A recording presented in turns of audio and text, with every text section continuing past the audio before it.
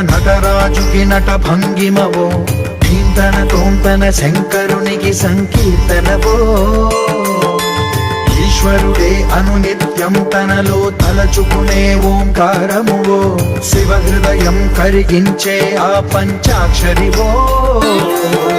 నీ మదిలో మహాదేవుడినే కొలువుంచగా కైలాసమువో, అతని పాదము చందన వెలిగే